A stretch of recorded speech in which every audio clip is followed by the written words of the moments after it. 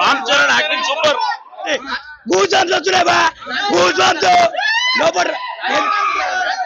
Ram Charan acting next level. Dancing నేనే అనిపిస్తుంది లోపల. డబల్ అన్ని ఇంకా రికార్డ్ చేసి ఉంటది, అన్ని తంగలు కూడా కొట్టేస్తుంది. పెద్ది సినిమా ఫస్ట్ చరణ్ మెప్పింగ్ చేశాడుగా.